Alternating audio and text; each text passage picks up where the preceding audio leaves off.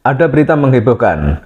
Habib di Banyuwangi membunuh satu keluarga gara-gara hutang piutang. Jadi ceritanya Habib ini tidak bisa membayar hutang, lalu keluarga yang memberikan hutang tersebut itu dibunuh dengan keji. Berita ini diliput oleh Detik Jatim, Jumat tanggal 8 September 2023. Kericuan di ruang sidang Pengadilan Negeri Banyuwangi pecah usai pembacaan vonis hukuman mati terhadap M. Ali Hinduan alias Habib. Masa yang hadir dalam sidang lalu mencoba mengejar Habib yang mengajukan banding atas vonisnya. Namun petugas dengan sigap segera melindungi dan mengamankan Habib. Habib merupakan terpidana pembunuhan keji terhadap Rosan 45 dan istrinya Siti Jamilah 37 serta anak semata wayangnya Dery Pradana usia 15. Jenazah ketiganya kemudian dimasukkan ke dalam mobil dan dibakar di hutan Kluncing, Jalan Raya Segobang, Kecamatan Licin, Banyuwangi. Pria kelahiran 1967 itu bukan satu-satunya pelaku pembunuhan keluarga Rosan. Ada 3 pelaku lain yakni Haidori Setiawan, Siwan, dan Andi Aziz. Namun Habib mendapat hukuman paling berat karena merupakan otak dari pembunuhan tersebut. Habib dikenal masyarakat sebagai pemuka agama sekaligus ketua majelis sholawatan di Banyuwangi. Haidori Setiawan, Siwan, dan Andi Aziz adalah jamaahnya. Korban Rosan dan keluarganya juga merupakan jamaah Habib. Tragedi pembantaian ini berawal saat Habib berhutang ke Rosan sebesar 500 juta. Utang itu rupanya tak mampu dilunasi Habib, sementara Rosan terus menagihnya. Habib pun lalu merencanakan pembunuhan jemaahnya itu. Mula-mula Habib memanggil ketiga jamaahnya yakni Haidori, Siwan, dan Andi. Mereka lalu didoktrin bahwa keluarga Rosan adalah rentenir zalim yang kerap meminjamkan uang dengan bunga tinggi. Maka Habib pun menyeru sudah selayaknya Rosan harus dibunuh.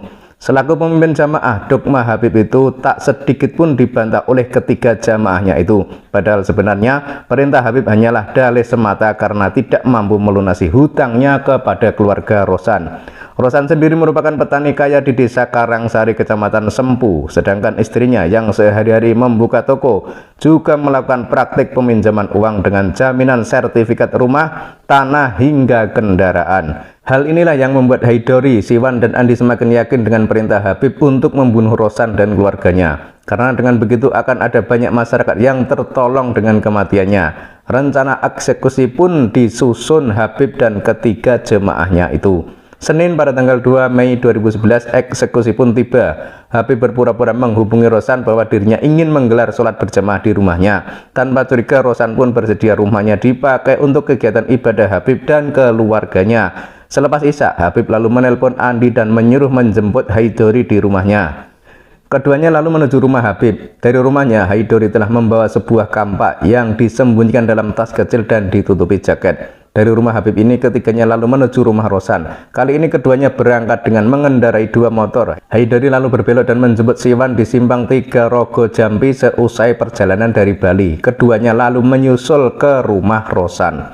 Setiba di lokasi, keempatnya sempat berbincang-bincang di ruang tamu. Selanjutnya Habib mengajak Rosan, Jamilah, dan anaknya Dery sholat Isya berjamaah. Sedangkan Haidori, Siwan, dan Andi di ruang tamu memakan makanan suguhan dari Rosan. Seusai melaksanakan sholat Isya, Habib lalu menyuruh Dery keluar membeli pulsa. Saat itu Dery membeli pulsa dengan ditemani Andi, sedangkan Rosan dan Jamilah melanjutkan sholat sunnah 2 rakaat. Dari sini Habib kemudian memberi kode kepada Haidori dan Siwan agar segera membunuh Rosan dan istrinya saat sholat sunnah. Pada saat sholat sunnah yang kedua, Habib itu menganjurkan agar Rosan dan istrinya sujud lebih lama. Perintah Habib ini lalu ditaati keduanya. Saat sujud inilah Haidori langsung memukulkan kampak ke kepala Rosan dan dilanjutkan ke kepala Jamilah. Kerasnya pukulan membuat Rosan dan Jamilah langsung terkapar. Siwan lalu menghampiri dan menambahkan pukulan ke tengkuk kedua korban dengan tangan kosong. Belum puas, Siwan lalu memukulkan lagi kapak ke bagian belakang kepala kedua korban. Kesadisan keduanya belum berhenti. Mulut Rosan dan Jamilah lalu disumpali dengan kaos kaki. Ini agar keduanya tidak merintih. Habib selanjutnya memerintahkan Haidori untuk menggotong tubuh Rosan dan Jamilah ke dalam bagian belakang mobil Isuzu Panther milik Rosan di garasi. Setelah memasukkan tubuh Rosan dan Jamilah, Haidori lalu mengambil tas berisi berkas dan sertifikat milik masyarakat yang dijaminkan. Barang-barang ini kemudian turut dimasukkan ke bagian belakang mobil bercampur dengan tubuh Rosan dan Jamilah yang sudah bersimbah darah. Tak lama setelah kejadian itu, Dery dan Andi lalu tiba di rumah. Dery yang tak menyadari bahaya mengintai lalu masuk ke rumah, sedangkan Andi tak ikut masuk dan berjaga di depan pintu. Sekonyong-konyong Dery langsung dijerat dengan kabel tempat penanak nasi dan dilanjutkan dengan pukulan kampak Haidori ke kepala bagian belakang. Dery pun ambruk bersimbah darah. Sama tubuh Dery juga turut dimasukkan ke dalam mobil bersama bapak dan ibunya. Mobil Panther tersebut lalu dikemudikan Habib dan Siwan, sedangkan Haidori dan Andi disuruh pulang. Mobil ini selanjutnya dibawa ke hutan desa Klunceng, kecamatan Licin. Untuk menghilangkan jejak, Habib kemudian membakar mobil bersama 3 tubuh satu keluarga itu.